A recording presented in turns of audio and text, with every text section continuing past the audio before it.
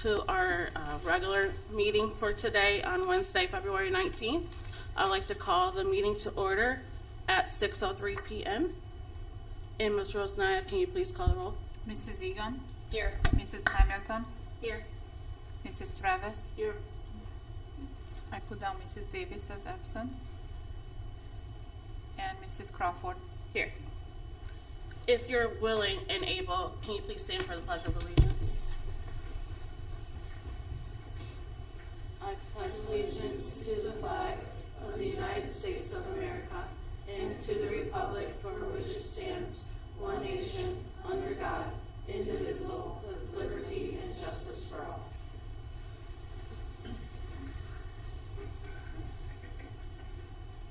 All right. So, executive session, that the Board of Education enters into executive session at 6:04 p.m.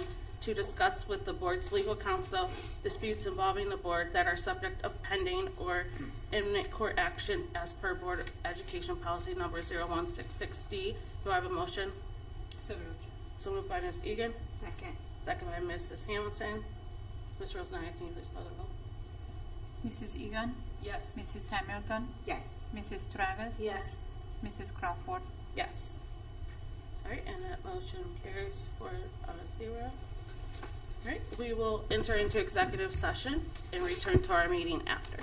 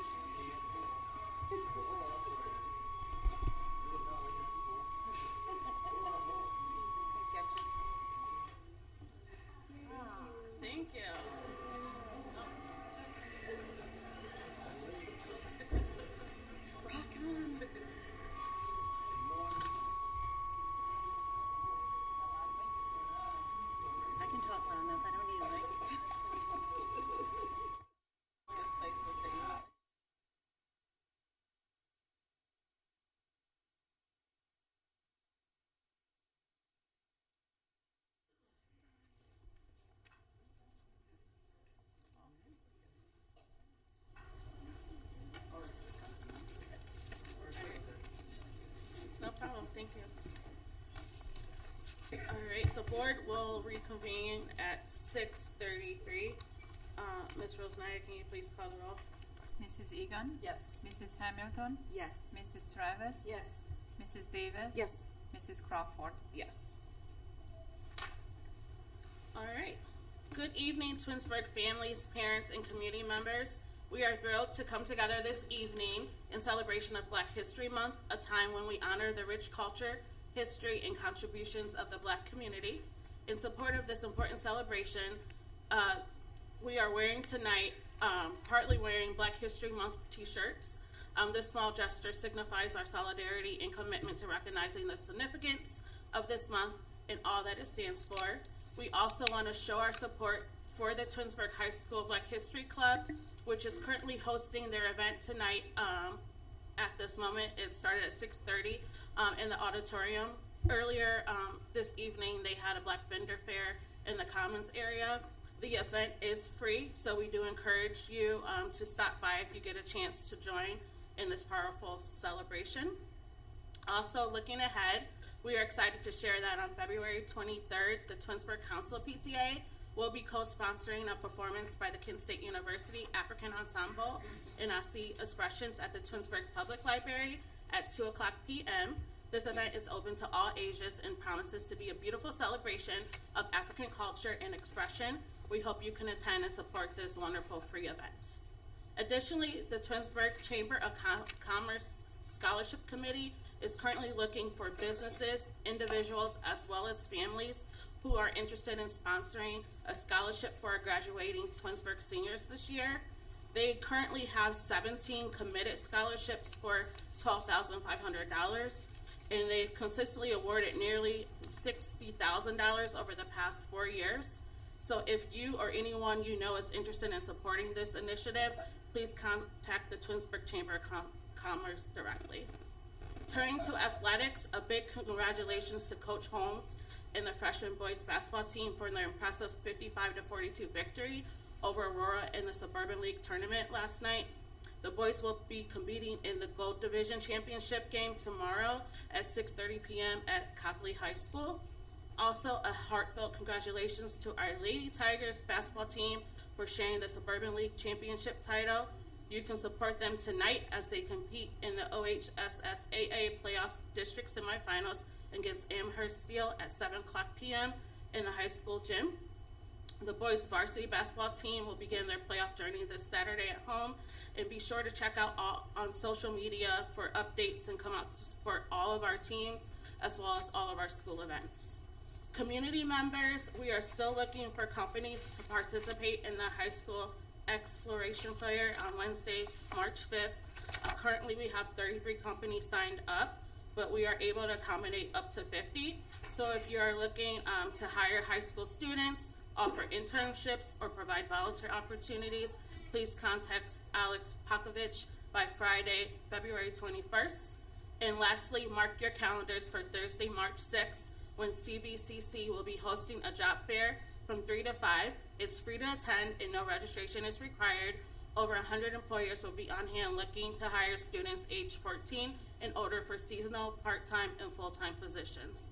And with that, I'll now turn it over to Mrs. Powers, who will provide an update on the community conversations as well as Magic Gives Back program. Thank you for your continued support of our students and our community. Thank you, Mrs. Crawford. Good evening, board. Good evening, everyone. It's good to see everyone here tonight. We have a lot of things to celebrate, a lot of students to celebrate. And so before we get to R.B. Chamberlain Middle School and Samuel Bissell Elementary School, just a couple of announcements. Board of Education, hot off the presses, and I really mean that. Right before I left for this meeting, I received notification from the University of Rochester that one of our teachers, Mrs. Kelly Loymans, who is the teacher of our American Sign Language class at Twinsburg High School, is a recipient of a 2025 Singer Family Prize for Excellence in Secondary School Teaching. She is going to receive a $4,000 award, and with that, Twinsburg High School receives a $3,500 award.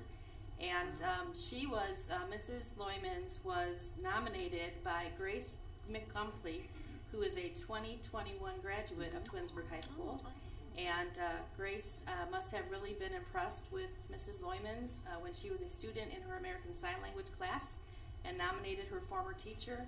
And now Mrs. Loymans is being honored in May at the University of Rochester. So congratulations to Mrs. Loymans, and thank you to Grace McGumpy for reaching back to her alma mater and honoring one of her teachers who apparently had a very big impression upon her formative years as a student at Twinsburg High School. So absolutely delighted. I called Mrs. Loymans on my way to the high school this evening, and she is just so honored and so surprised and just very, very happy tonight. So walking on a cloud, and I told her she certainly does deserve this honor. So congratulations to Mrs. Loymans. We're going to celebrate somebody else who has made a significant contribution to our community, and this evening it is my honor to introduce Grace Robbins. Grace is a senior at Twinsburg High School, and Grace is here with her family this evening, and we'll have Grace introduce her parents and family that is gathered tonight. But Grace is a recipient of the Girl Scout Gold Award, which is the highest award you can receive if you are a part of the Girl Scouts. And prior to the meeting started, I asked Grace if she would take some time to introduce to us her service project. It is an amazing service project, and it is going to have repercussions for many babies of our community and greater than our community moving forward. So Mrs. Crawford has a proclamation for Grace.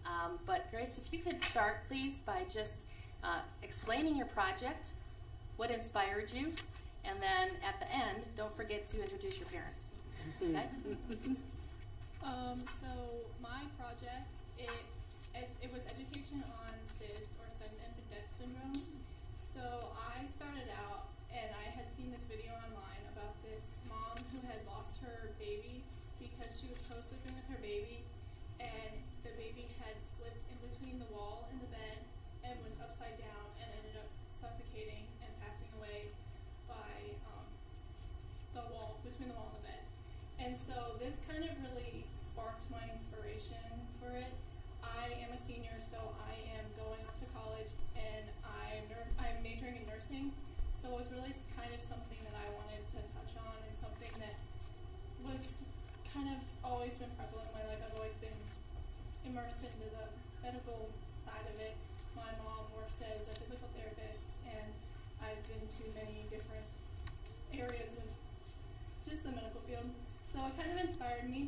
And I first started researching, so the process for your Gold Award, you have to go through training, so it's like 8 hours of training, and then you have to do 25 hours of research before even putting your request in with the Girl Scout committee to become an actual project, and then they have to approve it, and then you have to do 80 more hours of work in like the project area in order for them to actually approve it at the end. And so I did 25 hours of research. It's a very individual thing. So I created my own team. Like, I asked members of the community to be my team. I had to work with an organization. So I worked with Akron Children's Hospital. And I did 80 hours of work. I attended a lot of community baby showers, which a lot of parents or new caregivers go to if they're below a certain income threshold, and they can get like free information about like formulas and car seats and stuff like that. And so when I was working with Akron Children's Hospital, they would go to these community baby showers, and they would give out free pack and plays and car seats. And then after the people had come and like signed up for it, they would come over to me, and I would give them like a safe sleep introduction of how to set up their pack and play and how to safely put their baby to sleep. And then so I went to 3 of those, and then for my actual project, I made these bags that had a flyer that talked about what SIDS was, what the risks were, and how to safely put your baby to sleep on back. I had a teddy bear with my logo on it, and my logo said, sleep safe, sleep sound, put baby to sleep on back, and it had a little cute thing in the middle. And I had a teddy bear with a shirt that had that on it. I had a sticker in it, and then I also had a 0 to 6 month onesie that had, on the front had a baby's face, and it said this side up, and on the back it said this side down, put baby to sleep on back. And so I had 50 of those, and I gave them out at both the baby showers, or at the last baby shower, and then the last part of it is sustainability, so you have to be able to teach it to somebody else, to an organization, so that they can give your information and reteach your information so that it's a stopping point for you. So I taught a business of babysitting class, which is run by the Girl Scouts and Red Cross. And I taught like 12 or 13, like 11 or 12-year-olds. And they were I have so many good things to say about them. They were so attentive and everything. And I taught them everything but from how to set up the pack and play, how to put the baby to sleep in it, and how to swaddle the baby, and how to keep them at the safest place in their sleeping area. And so I taught them about that, and then I gave out my bags to them so that they could keep it as a reminder or give it to somebody else. And then I also gave them extra flyers so that they could give the flyers out and reteach the information to other people. So.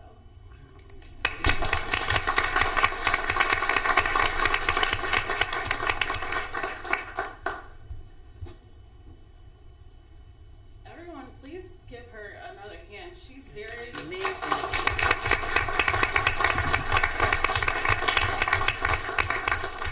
Parents, you should be proud. You've raised a respected young lady who's educated, innovative, and so caring. That's just so amazing. I love your story. So, if you want to step up here, I will read this proclamation. It is honoring Grace Caroline Robbins, Girl Scout Gold Award recipient, whereas the Twinsburg City School District takes pride in its students' involvement in the community, and whereas the Gold Award, the highest honor a Girl Scout can achieve, is a national award which represents the difference Girl Scouts can make in their community through learning leadership skills, discovering new passions, and watching how seamlessly small actions make big differences. And whereas the Girl Scouts of Northeast Ohio encourage a Gold Award candidate to explore her community, identify a need, and choose and implement a project to benefit the community. And whereas Grace Robbins, a senior at Twinsburg High School, chose to address the potentially devastating community issue of SIDS, sudden infant death syndrome, for her Girl Scout Award project. And whereas Grace Robbins worked with many educators, medical professionals, in African Children's Hospital to educate new parents, caregivers, and younger teenagers about the risks associated with SIDS. Grace created parent education and baby support bags that included a SIDS educational flyer, teddy bear, and a onesie with this side up on the front and this side down on the back as a reminder to parents on the safest sleep positions for young infants. And whereas Grace Robbins' commitment to leadership service and to our community is reflected in her steady, persistent progress toward achieving this prestigious award. Her educational products will continue to be used to educate parents and caregivers on this issue of SIDS. Now, therefore, be it resolved that we, Rhonda Crawford, President of the Twinsburg Board of Education, and Catherine N. Powers, Superintendent of the Twinsburg City School District, do hereby honor Grace Caroline Robbins on her achievement of obtaining the Gold Award. Congratulations.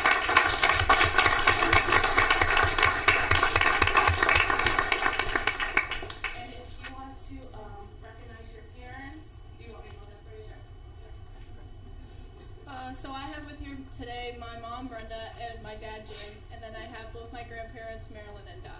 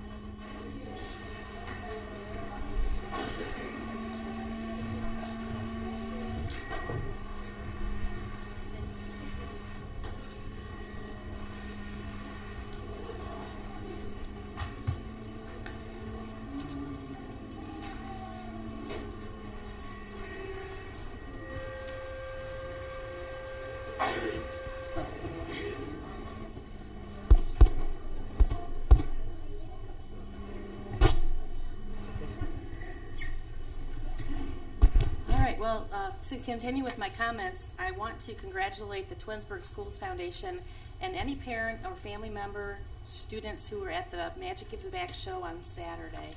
What a fantastic show that was. I'm still trying to figure out how those magic acts happened.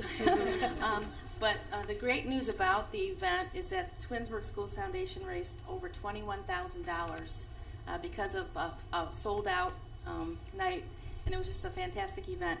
Those dollars are going to be used to support classroom teachers in their innovative grant applications. Every spring, staff members here are invited to submit grant applications to the foundation, and those dollars will be used to support innovative programs here for our students. So we sincerely thank Dr. Molly Fagali, who is the trustees chairperson, as well as all the rest of the trustees of the Twinsburg Schools Foundation for their continued dedication to our community, and congratulations to them on such a successful event. It was really quite something.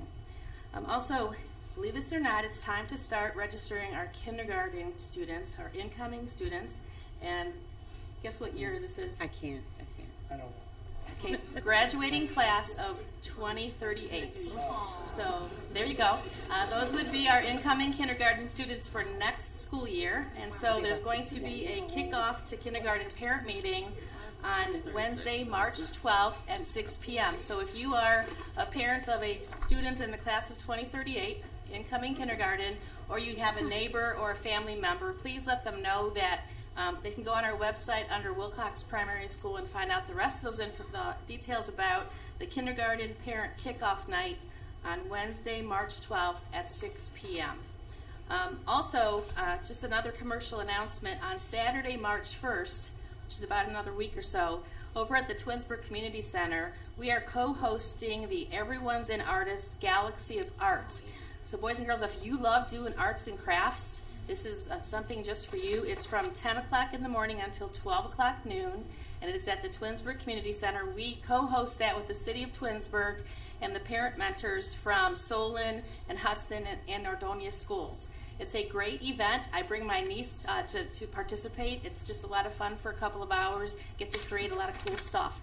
So that's Saturday, March 1st from 10 till noon at the Twinsburg Community Center. And so now it's time to turn our attention to celebrate some awesome students. So I'd like to ask, I don't know if it's, oh, there's Mr. Winter. Mr. Winter is here. He was just across the street at the high school a second ago, but he is here. He zipped across the street, and he's here to celebrate amazing students from Samuel Bissell Elementary School. Good evening, Mr. Winter. Woo! All right. Great. We got some audio here. This is fantastic. So wonderful to be here with all of you this evening. We're going to recognize some fantastic students at Samuel Bissell Elementary School. So we got quite a few of you. As you can see, we've got a packed house. So thank you all for braving the cold temperatures here to be with us here this evening. So we're just going to go ahead. I'm going to give you a little bit of background about the Student of the Month program at Samuel Bissell Elementary School. And our program recognizes outstanding student achievement of our second and third grade students. The focus of this recognition is on citizenship, academics, social, civic, volunteer, or other accomplishments that set this student apart from their peers. And we would like to acknowledge the positive accomplishments of the following students. So how this is going to work, folks, is when I call your name up, so I'll call your name, come on up. We're going to shake some hands. Mrs. Powers is going to give you your certificate. Ms. Davis will give you your pin. Then we're going to ask that you go all the way over here, and we're going to have the certificates right here in front. So we want to make sure we get a good picture. We're going to make some memories here tonight, folks. All right, so we'll make sure here. So if you're called first, if you can kind of come all the way down here, because we have a lot of folks lined up right here next to you. Okay, so we're going to get started here. So our first student of the month is a second grader. We're going to start with second grade from Mrs. Robles' class, Zenitha Bramantio. Come on down.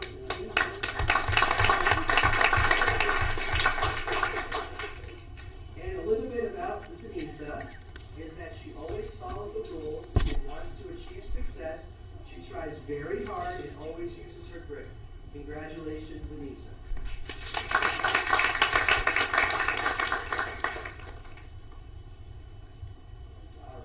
Fantastic. Good job. All right. Next up is also from Mrs. Robles' class, Nayara Garcia. Come on down, Nayara.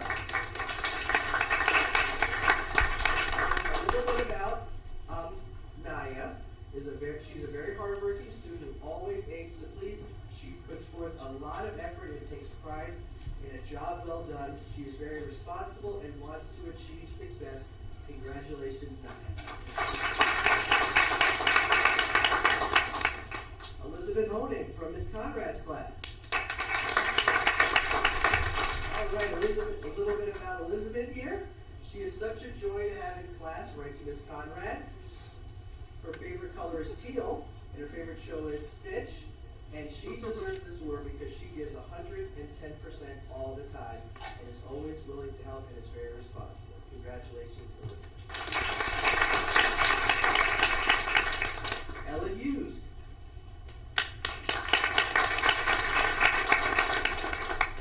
Ella is also from Miss Conrad's class, and Miss Conrad writes, Ella makes teaching so fun, and she deserves this because she uses her best effort, and she consistently tries really, really hard in all that she does. And when she grows up, she would like to be a teacher just like Miss Conrad.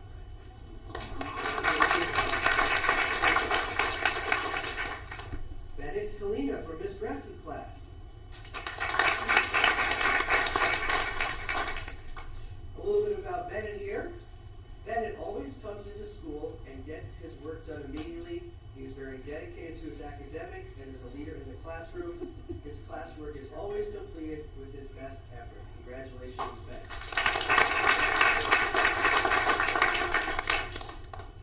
Gurjo Kerr from Miss Springer's class.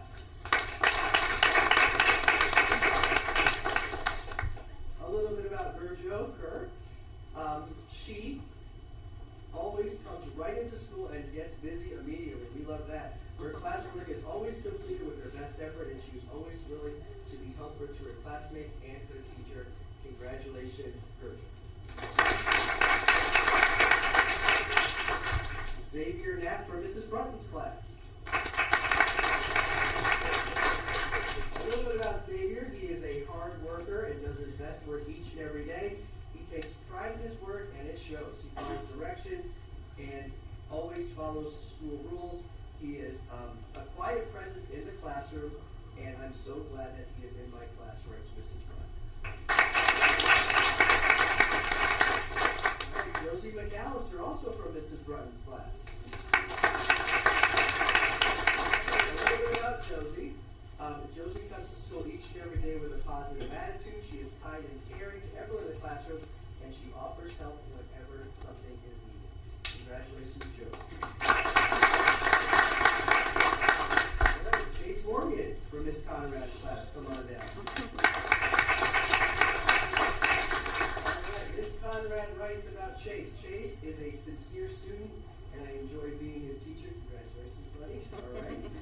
When Chase grows up, he would like to be a police officer, and he deserves this acknowledgement because he's a great student, and Miss Conrad made sure she wanted me to highlight that Chase is amazing.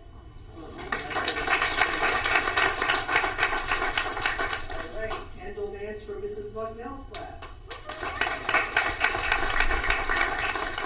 A little bit about Kendall, folks.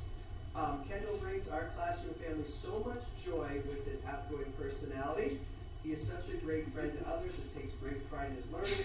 He is always asking great questions to help further his understanding, and he works so hard each and every day. Congratulations, Kendall. Miss Jolly's class, Mira Patel. A little bit about Mira. It is a pleasure to have Mira in my class, writes Miss Jolly. She is sweet, kind, and well-mannered. I can always look to her to make smart choices. She has great potential and consistently work towards achieving it. Congratulations, Mira.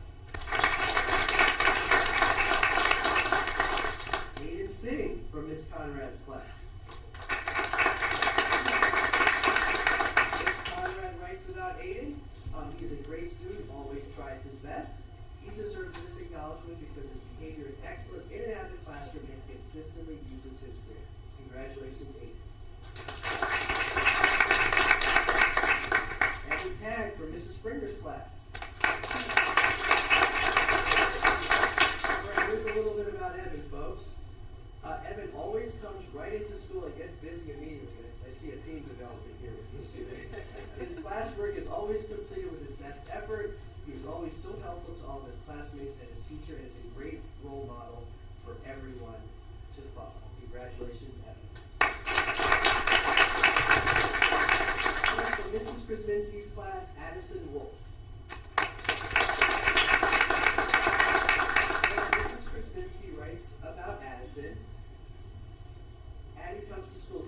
every day with a smile on her face and a true excitement to learn.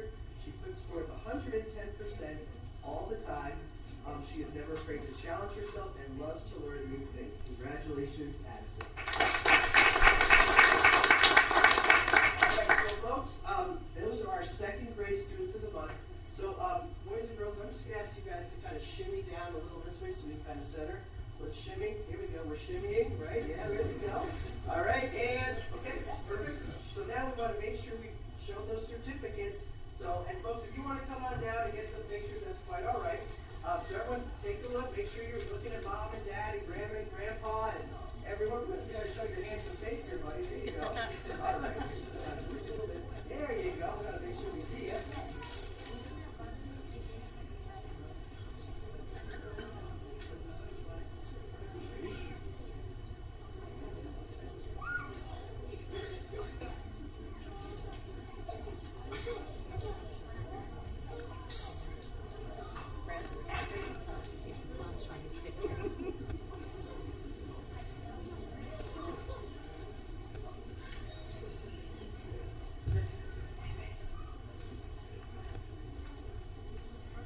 Hold those smiles now.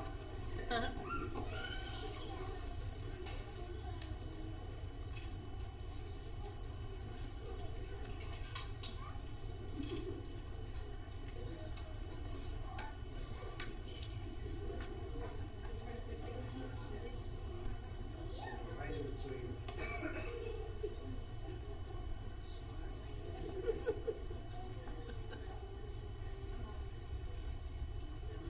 Thank you. All right, now another round of applause.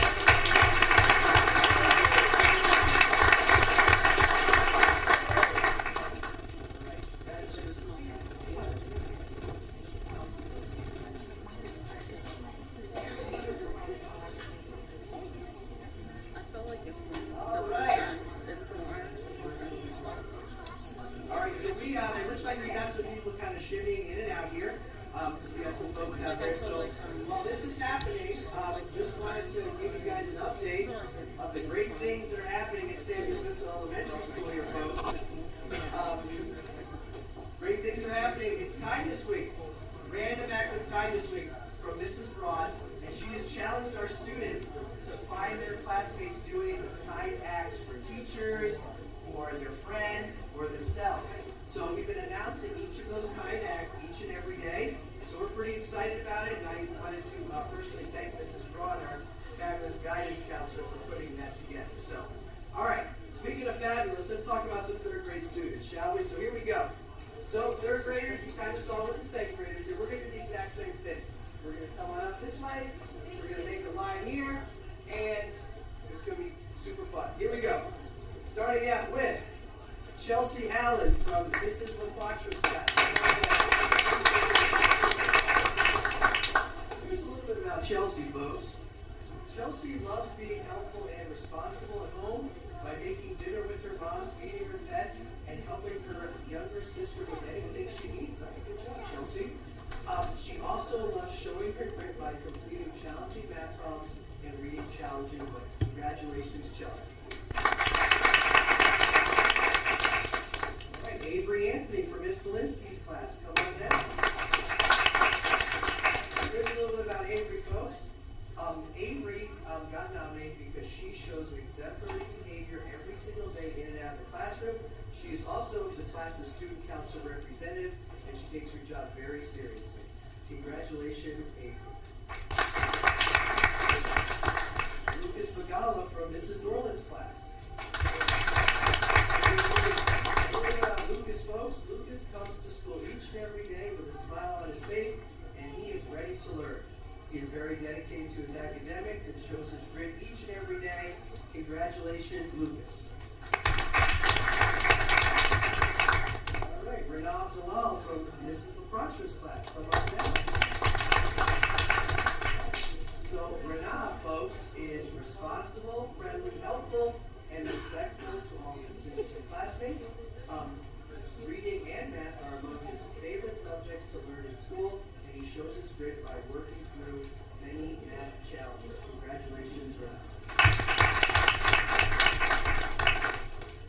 Next up is Tyler Hendry from Mrs. Angler's class. Come on down.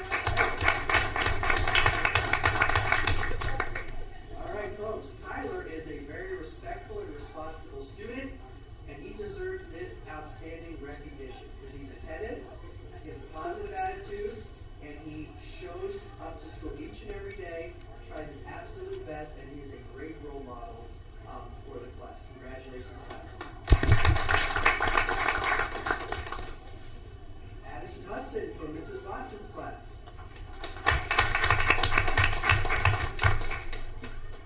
Mrs. Watson writes about Addison that she always comes to school with a cheerful personality and kind words for everyone.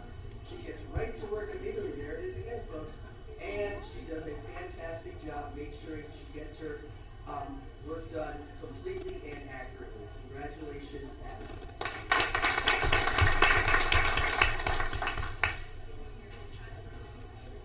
Next up for Miss Markham's class is Harmeet Kerr. Miss Markham wrote that Harmeet shows her grit each and every day. She has a positive attitude and is always ready to learn.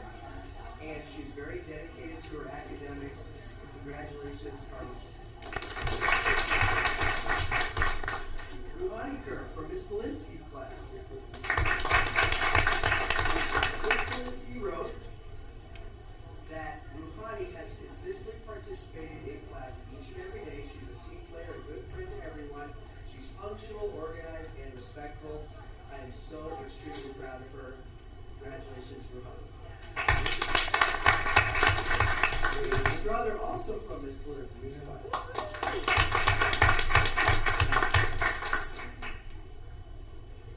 Miss Belinsky writes about Faith that she shows great behavior each and every day. She is a team player. She is, Miss Belinsky writes, she's also very impressed by the compassion that she shows for others. Congratulations, Faith. Lakeland Stasinski from Mrs. Fritz's class.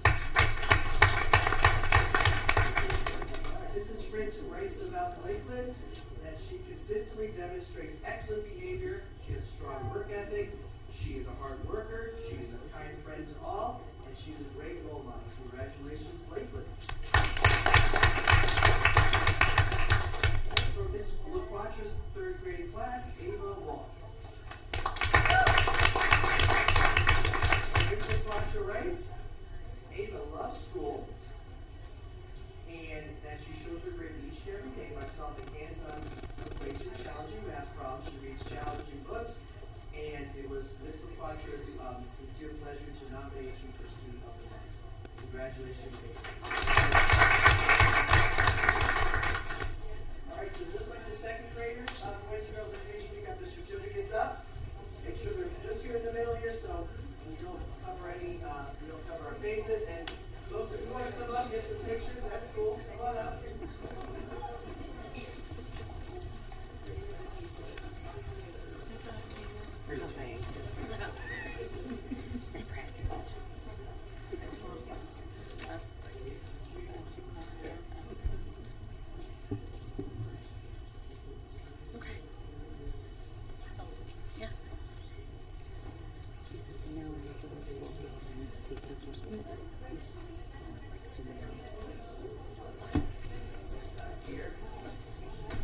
They take pictures. Yeah, but next time she said like we'll go maybe behind them, take pictures with students.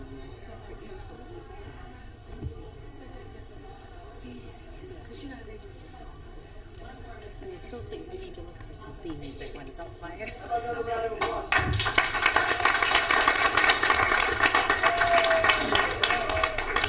All right, everybody. So I know some of you are going to head out before we do. I know it's cold outside, but I always say it's never too cold for ice cream. It's right down the street. Oh, see how he set that up? The drive-through is open. Is the handles ready? I don't know. I mean, is it there, right? I think he just. Or is he just... He's just plugging ice cream. I think he's just promoting it. Oh, okay. Drive-through's I was about to go. open. Drive-through's open. I was about to get some ice cream Yeah. if it's the night. It's like next year. Wait, does he have student month? Yeah. Oh, Yeah. Chocolate, I know, she thought she was done. Howdy out there.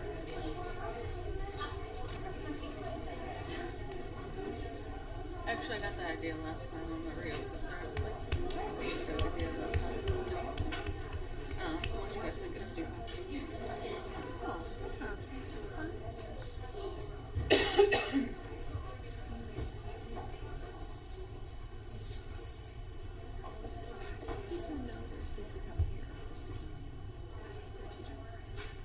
Oh, they get the letter.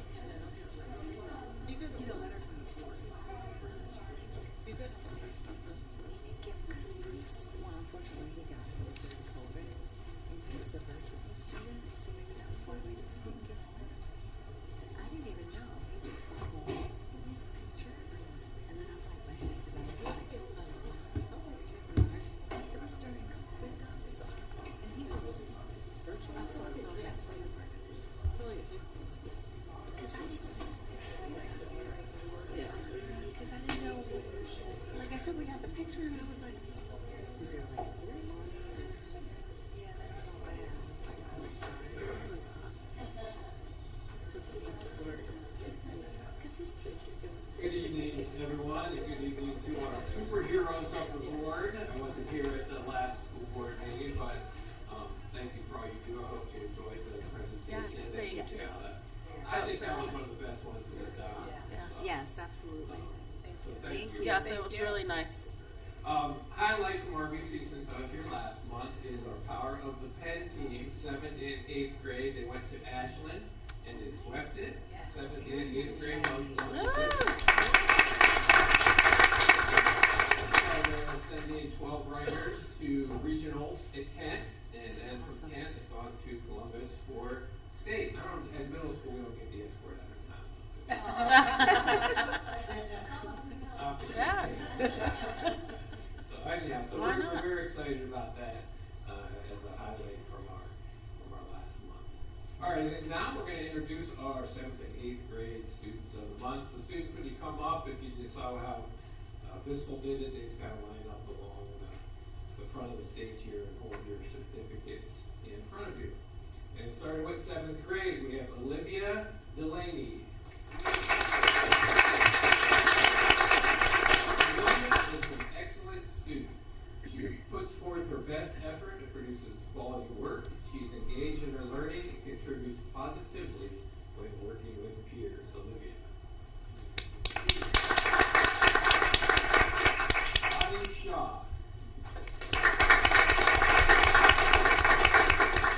Adi is a dedicated student. He stays focused on his academics and takes pride in his assignments, always working to produce his best. Adi.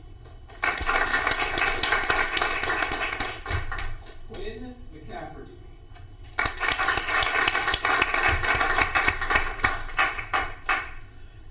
Quinn leads her classmates in confidence. She's kind and respectful to all and diligent in her work ethic. Quinn.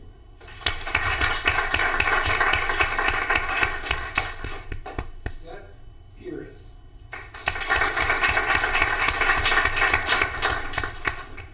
Seth has a strong work ethic and does his best each day. He's kind and a respectful young man to all. Seth.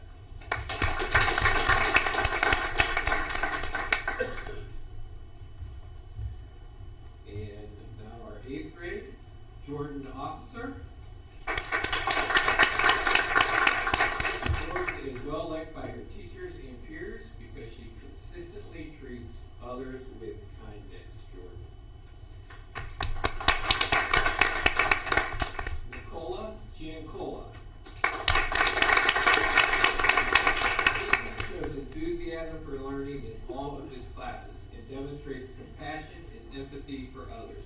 He participates in class, completes work on time, and shows many traits of a model student.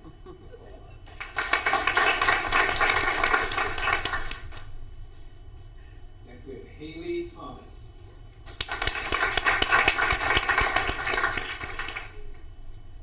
Haley always has a smile on her face.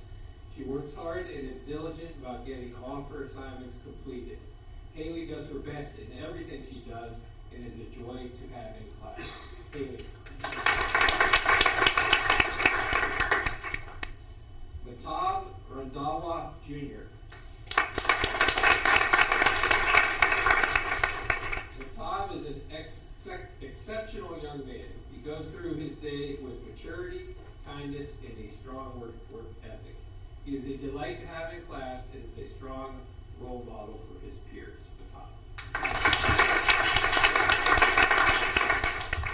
And those are our students of the month, and so we'll have them stay there for a second so you can get a picture.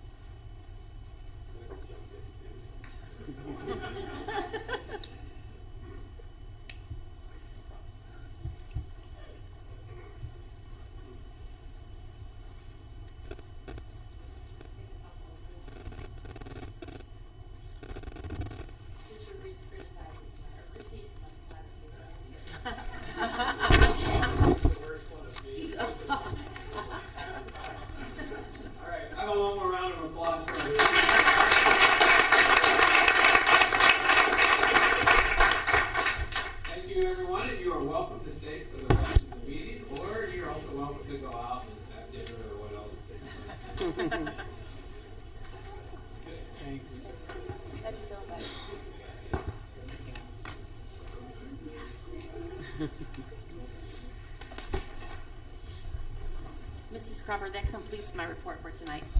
Thank you. We have committee reports. Ms. Egan? Yes. Thank you, Mrs. Crawford. So we had our business advisory meeting this past week. So a lot of good things that are happening within all of the different schools that we have. So for our Wilcox, they're continuing with their series of literature, and they're teaching, looking to go through that through the spring semester here. As far as Bissell, they're going to have their career day on May 21st. Moving over to Dodge, they had their career week in December. They had an alumni, Naya Bussey, come to speak to the kids. She's currently in occupational therapy and she's teaching over at Beechwood, so it was great to have an alumni come and speak to our younger kids. Over at RBC, they are working on their career and college readiness for the winter, and they've had, for Black History Month, they've had a couple of speakers, also alumni, with Mr. Garrett Kirchlow and Eric Moore, to speak about entrepreneurship with the kids. They have a CVCC visit in the spring, so they're looking forward to that. And they're also looking to create a new class for the 7th graders for career exploration. So they're really excited about getting that off and having that ready for the fall semester for our 7th graders. Over at THS, as you mentioned, there's the Exploration Fair that's happening on March 5th. So last year that was very successful. They're looking for having another successful year this year as well. They have over 33 vendors that are coming or to speak, and looking, as she said, to have more. If you possibly out there would like to participate, we would love to have you.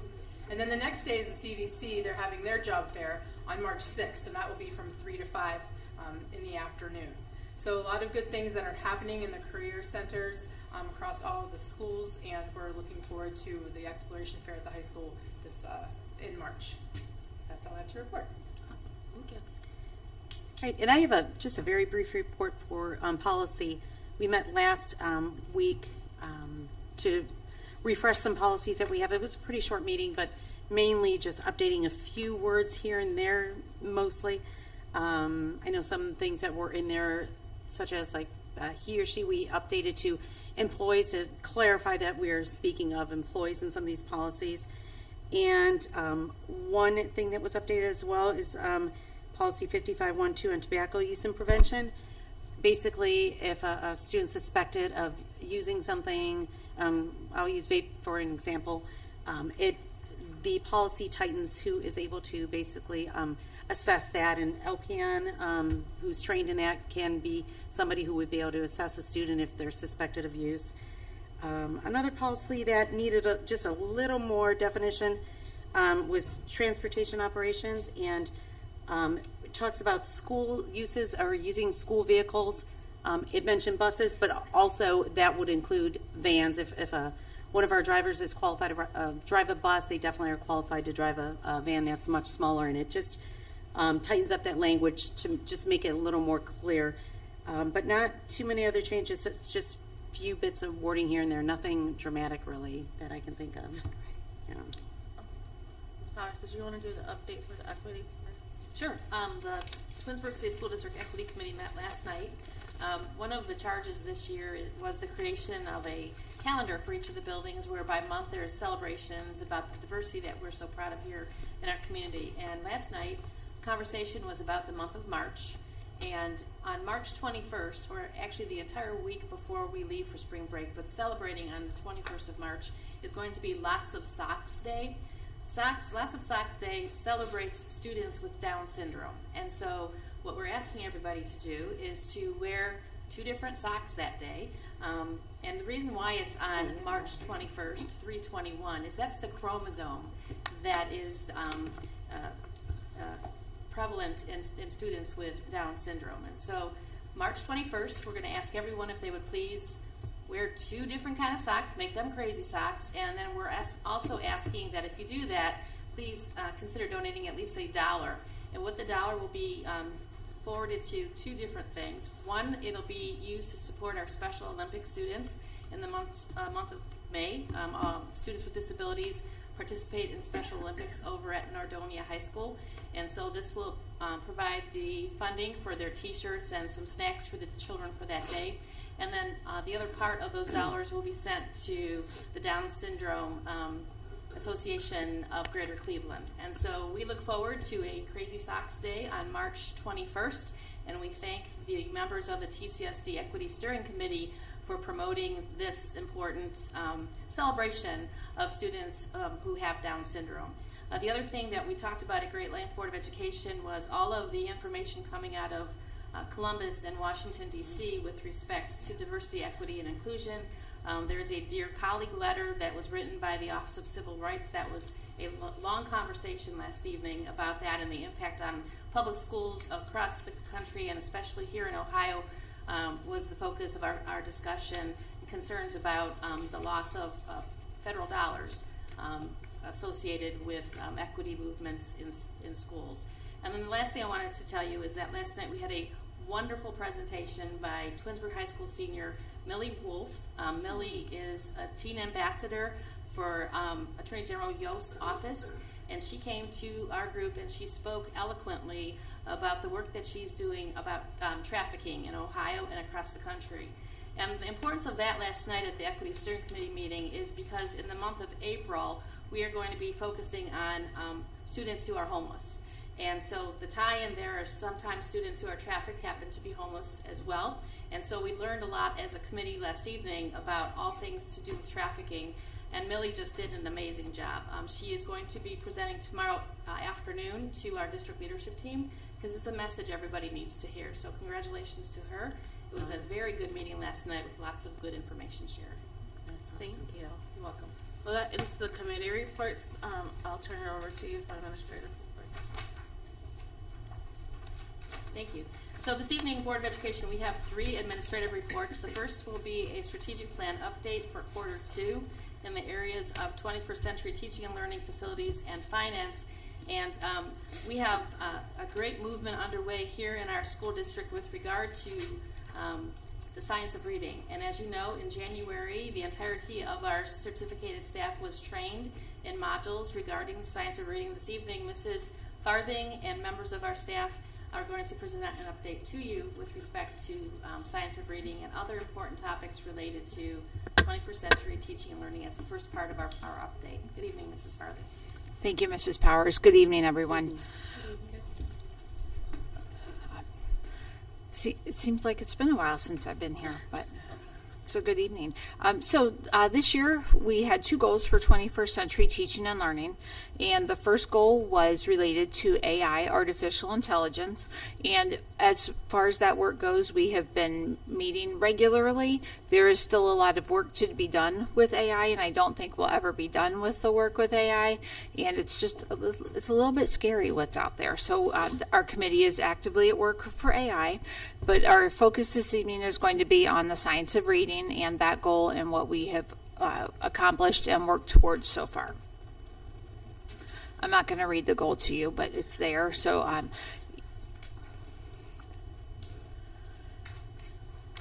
as Mrs. Powers said, this part of the presentation was scheduled for January. So at that point in time, parents had just had their students home for 3 extra days, and they're like, what on earth is going on? It's time to go back to school. So during those 3 days, we had our certificated staff assigned to complete modules. The modules on the science of reading were based between 7 and 22 hours, so it depended on what role you have within the district as to what pathway you were assigned to work on. This work has been started with the dyslexia modules at Wilcox and Bissell. So we've been talking about this for a while, and these modules gave us the foundation that all of our district staff members can talk the same language, and we all have the same foundation, and we can have the same terminology. I have a shout out to Dana Kennedy, the curriculum department secretary. She made this for us, and it was the science of reading pathways, where every teacher is a reading teacher. So every teacher, no matter what you teach, you have the ability to impact students and their literacy, no matter what it is related to. Everyone has that impact. So the majority of the presentation is just going to be some pictures. Our 7 to 12 educators had, most of them, not our language arts teachers, but most of our 7 to 12 educators had about 7.5 hours in their pathways.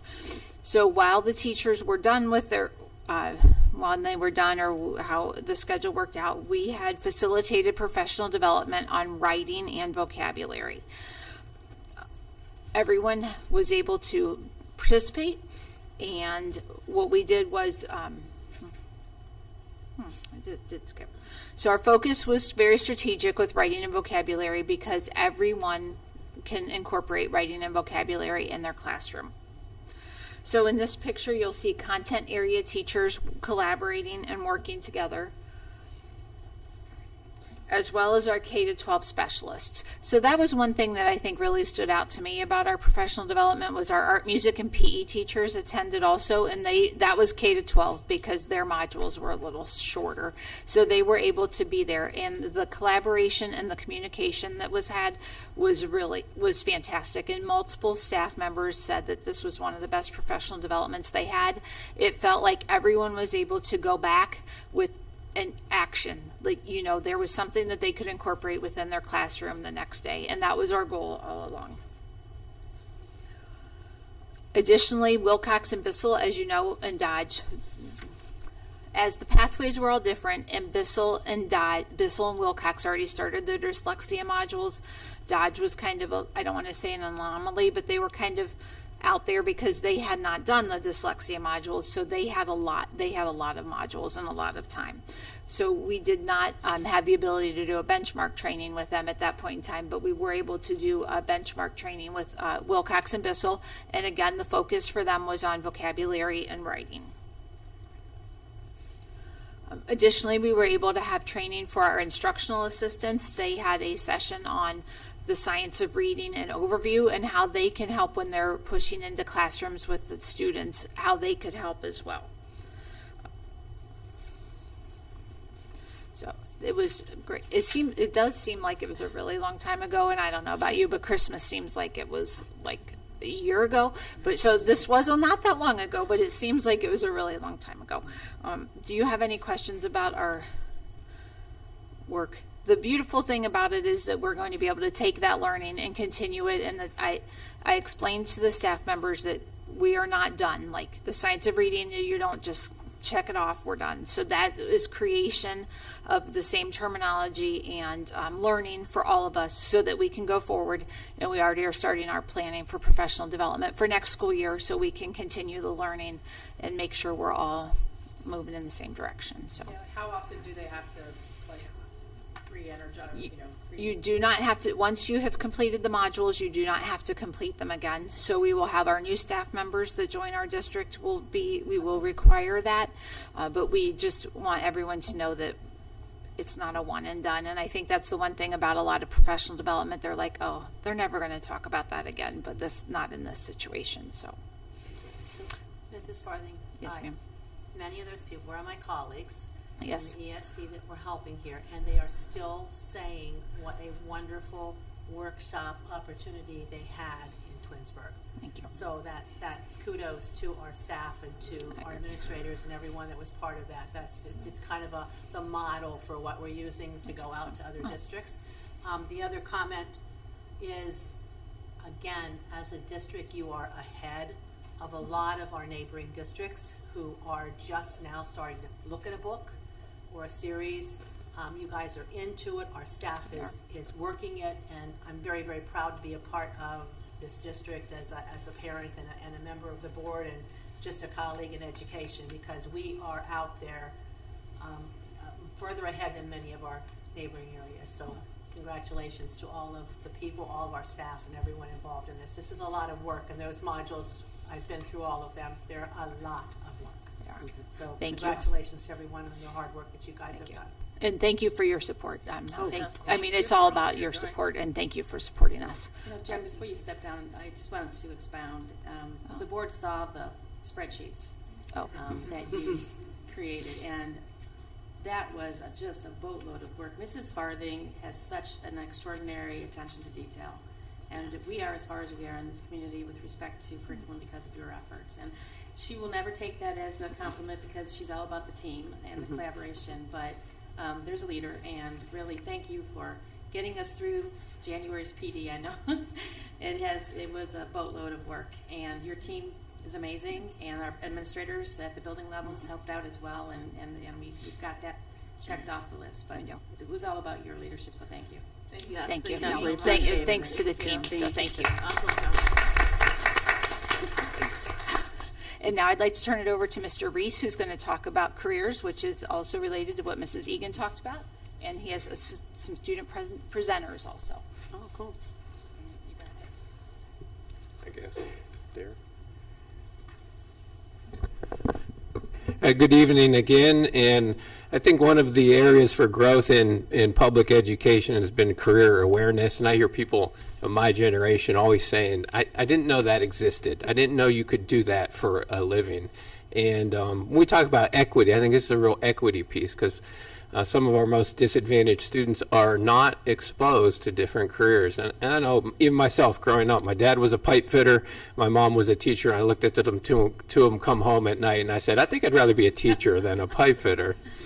But I had limited knowledge of what other options were out there. So that's something we've really tried to expand on and are continuing to do that. And I'm excited about where we're going with it, as Mrs. Egan said, next year with looking at, with the new funding available, a career technical education course for our students. I'm very excited about that prospect and helping with the development of that course. But some of the things we do at RBC include we have what we call our Veterans Day panel, and we bring in different members of all the armed services, as well as some of the safety forces, and students sign up, they ask questions, they get to learn about careers in the armed forces and safety forces. We bring in a CVCC panel, and the students learn about the different careers and pathways that you have at CVCC and some of the opportunities that CVCC has. One of the things we've added this year that I'm very excited about is using AI, virtual reality. And, you know, to go to an advertising firm or to go see a marketing company, manufacturing, it's costly. It would take the whole day. Students would miss all of their classes. But now with AI, our students can put on the virtual reality goggles and be transported to all kinds of different experiences. And I really feel that's going to be an area that grows, and I'm looking forward to the product development in this area for students to be able to have like a real life experience in a way that's feasible for us without trying to put 30 kids on a bus and send them somewhere. And within one 45-minute period, our students could go. In this particular class, they got a look at the restaurant industry through virtual reality. And one of the neat things that we do is Cleveland Clinic provides what they call their career rounds. And each month they have a program where they explain different careers in the medical field. And our students can sign up and go and through the interactive TV can watch and listen and ask questions of the people in Cleveland Clinic about the different careers. And who I have here tonight is Victoria Brandt, one of our 7th graders, and she attended one of our Cleveland Clinic career rounds. So she's going to come up and tell you about that experience. Victoria?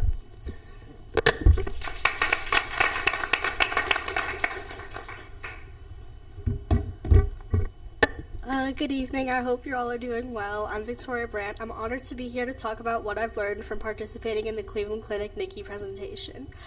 The reason I wanted to participate in the NICU presentation is because my aunt works in the NICU in Washington, D.C. as a nurse practitioner. I'm happy to say that she's here tonight to hear my presentation.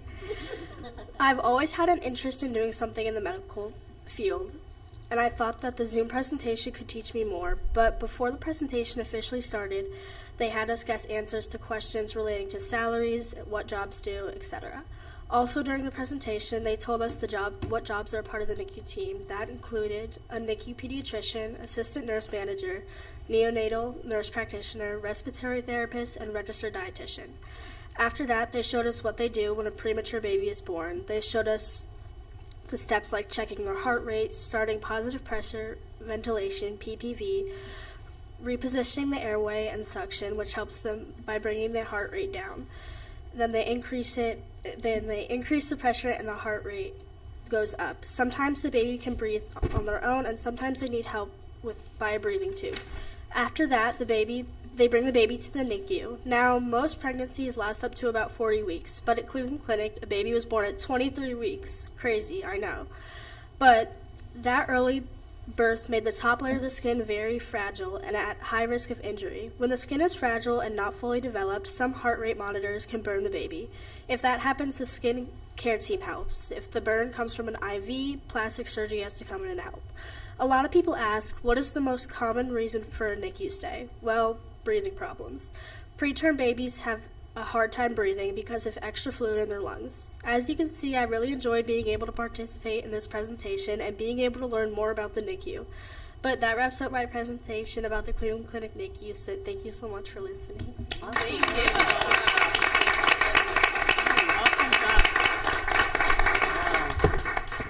you. Thank you, Victoria. That was very impressive.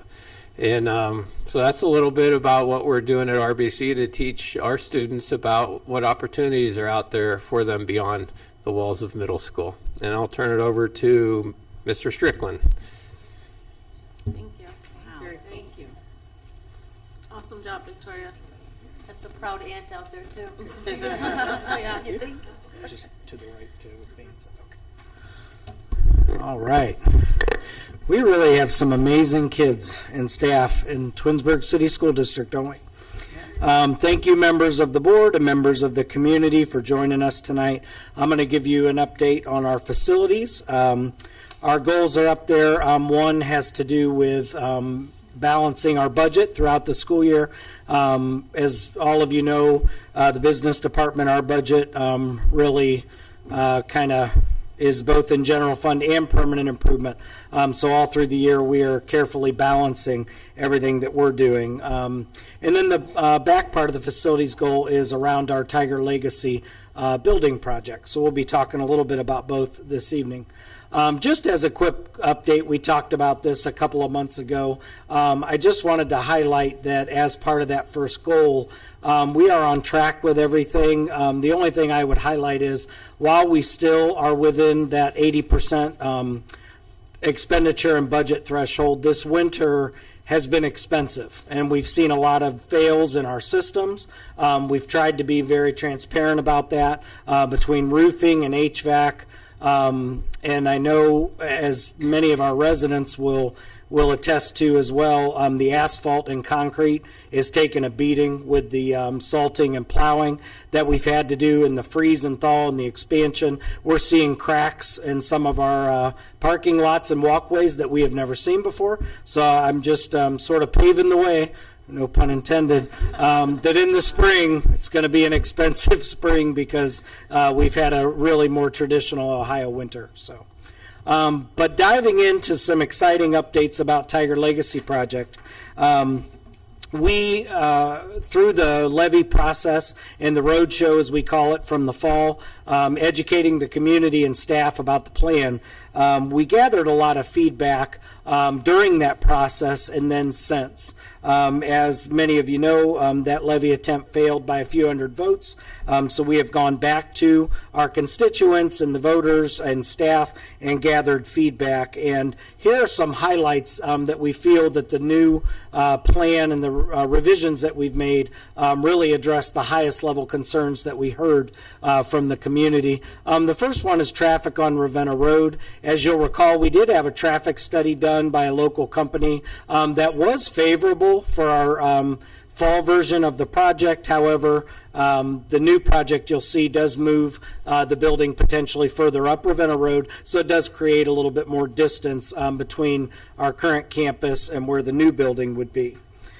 Stadium relocation and impact on the surrounding neighborhood. We heard from our neighborhood friends in Ashdale and surrounding areas about not necessarily wanting the football stadium behind the high school and some traffic concerns there.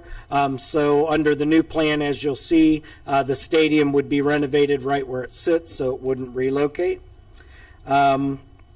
Environmental concerns on the Dodge campus. This is something that we heard over and over, but as we all know, we can't really do a lot about. The current Dodge campus butts up to a water treatment plant for the city of Twinsburg. The odors aren't always pleasant. We can't do a lot about that. However, you'll see in the new project proposal, all athletic facilities are moved off of the Dodge campus, so we felt that that answered that concern that we heard over and over. Adequate parking at the new pre-K through 6 building. That was something that we also consistently heard.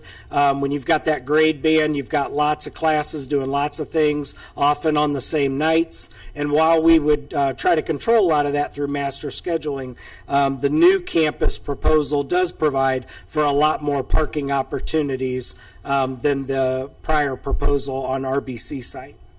And then the overall cost of the project, perhaps one of the more meaningful changes in this version of the project is you'll see it's $10 million less.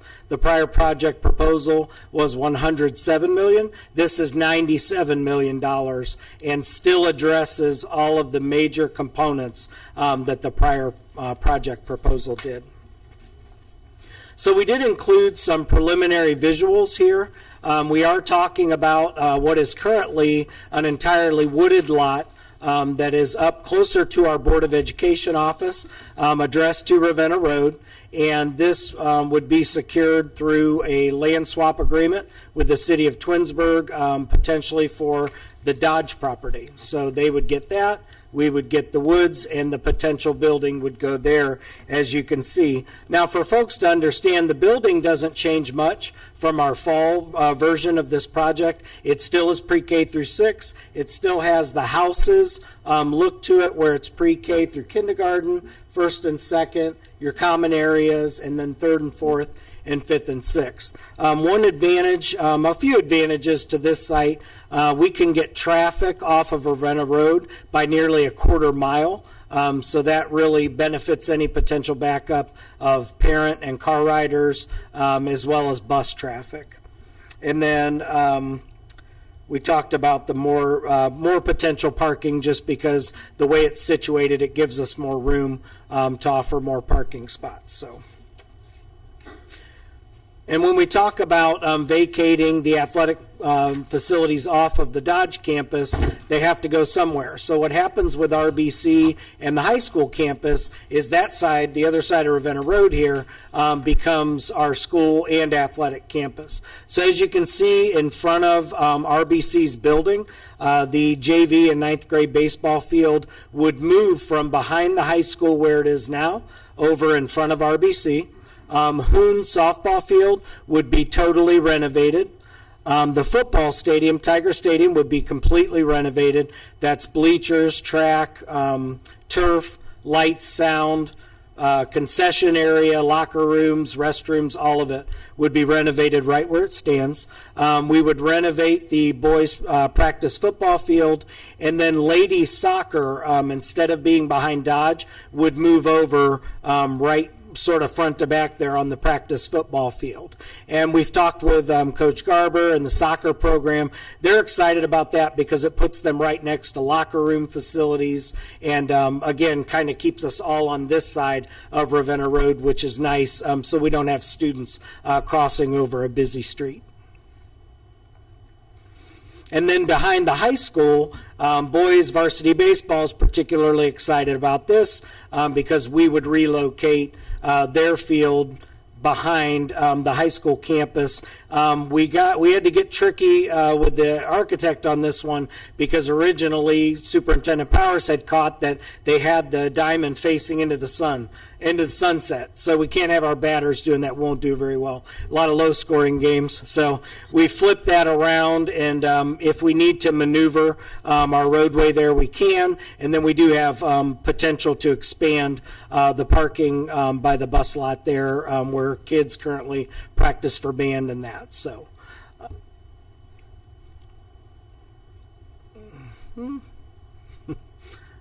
Oh, here we go. Okay, so another item that came up quite often on our fall campaign was, what will the Board of Education elect to do with Bissell and Wilcox when those properties are vacated in the new building? And to answer that, we put together some information. What you're seeing now, and folks at home, or if you watch this online, is an aerial view of Bissell's property. And we're pretty excited about the potential here because we want to allow it to become sort of naturally reclaimed green space, but in that we want to make some intentional investments and improvements to it as well. Picture if different parks you've been to that have nature stations or learning pavilions or learning amphitheaters. Picture that, but on the property at Bissell. You'll see a walking path carved through the woods, and you'll also notice that area neighborhoods already have walking access to the playground at Bissell. So we would really build upon the natural footprint of Bissell, but once the building goes away, we would allow a lot of native plants to sort of regrow themselves. That happens naturally. But we've partnered with Cindy Kurt, is a teacher at the high school, and she has all kinds of connections in the nature arena. This would be funded primarily through grants and area partnerships. So this isn't built in as a big expense in the project. A lot of things that happen naturally really aren't that expensive. So, and one more exciting feature about doing this at Bissell is that a lot of the wood and natural materials that will be taken from the new construction site can be repurposed right here at Bissell. So when you talk about building an amphitheater or a learning pavilion, they can repurpose the wood that moves from the other site right here. So that's kind of an exciting opportunity to where you're not just losing all of that natural vegetation. So. And what we envision here is field trips for our learners. Really, community of all ages can participate and enjoy that facility. And then we did not include a slide yet on Wilcox because we're working through some opportunities. But as you all know, that building would also come down. And we're looking at a couple of different options. One might be a fitness court that would also be partially grant funded, that really the community of all ages could also enjoy that as well. And lastly, just as part of the Tiger Legacy update, and for folks at home or if you view this online, please take note of the community educational advertisements that we have going on over the next few weeks. I would encourage you all to attend one if you can, particularly if you have questions or feedback. They will also be live streamed. But really, if you can get out and physically attend, we'd love to hear any feedback that you have. And that's all that I have. Does anybody have any questions? No questions, not really, but the comments. It was just so exciting to hear Mrs. Kurtz talk about ideas for use of these properties, and and she was so worked up and jazzed up about it too that, it spread on us. And and it is true, this would be something that the whole community can use, and then it could be used for between the schools for field trips and learning sessions. What I do encourage the public, because I know this last time we had the campaign for the levy, there's of course chatters and rumors on social media on what would happen to this land, and they're going to sell it to builders, they're going to sell it to developers, mixed use. That was never discussed. Right. And if you have questions, I just really encourage you, first of all, to attend some of these sessions. And if you can't attend, you can always watch videos at another time. Call Mr. Strickland, the board members, Ms. Powers. But when you see the chatter, it spreads like wildfire, and most of the time there's little to no fact in that at all. So don't depend on social media for your updates and for your questions to be answered, unless you're on an official social media page like the Blue Ribbon or the Levy Committee page. But I just really encourage you to ask questions of any of us or somebody at the board, because they'll provide you some factual information, and we'll have factual information presented on the board website too. Right. And I did mean to add that everything right now that's up to date for the Tiger Legacy Project is on our website. If you navigate to the school district's page, it's all informational. It's all right there. All of our new and improved things. So Thank you so much. thank you. And I'll turn it over now to the financial update with our treasurer, Mrs. Julia Rusnack. Thank you. Good evening, everyone.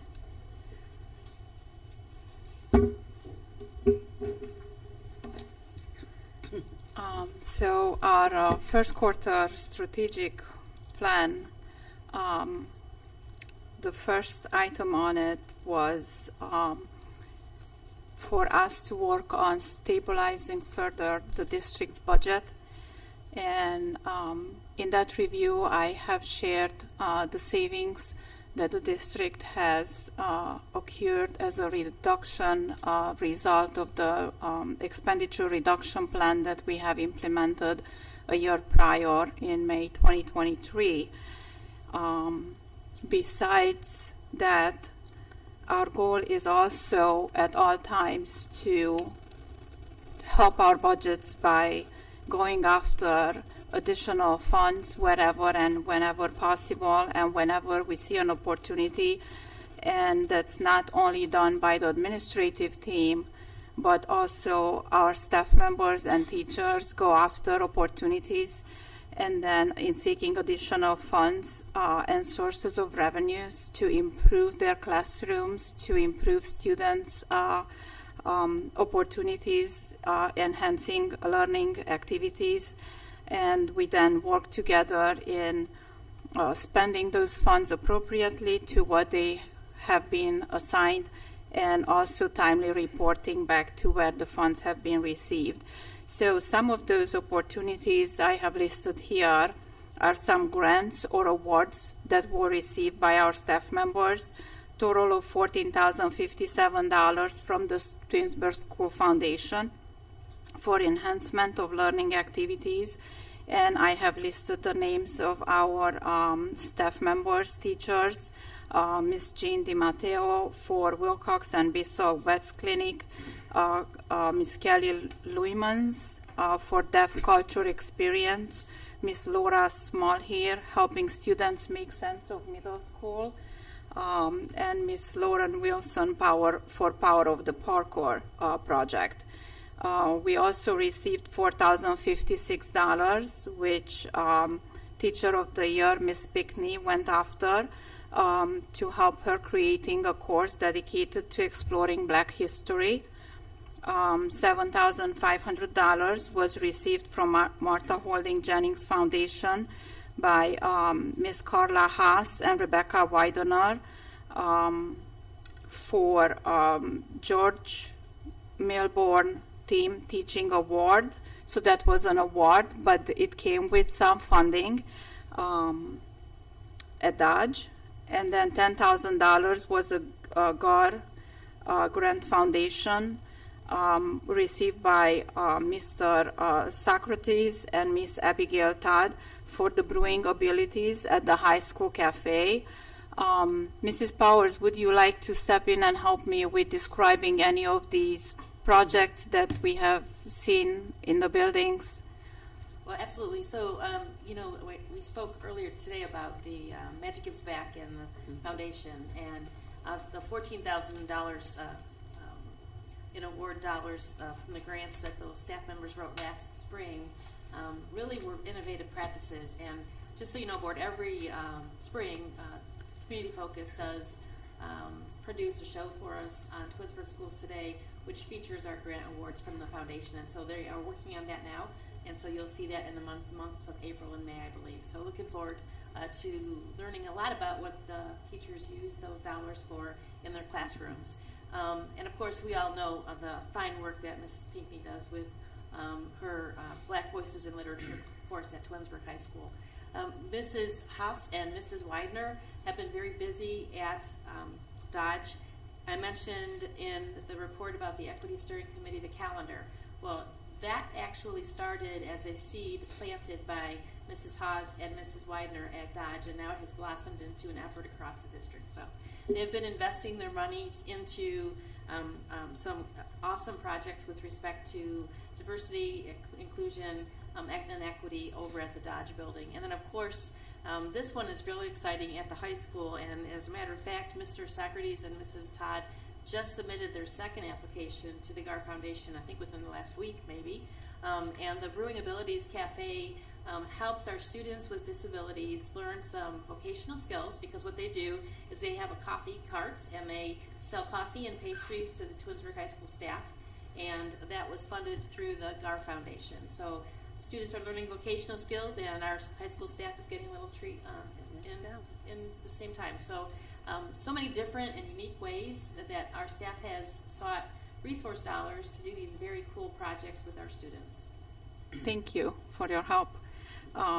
So other opportunities that we went after is a recent grant submission by Mr. Strickland for $56,434. The funds have not yet been received. I do want to underline that, but we're hoping that we will have it, and then at that time we'll report out on it.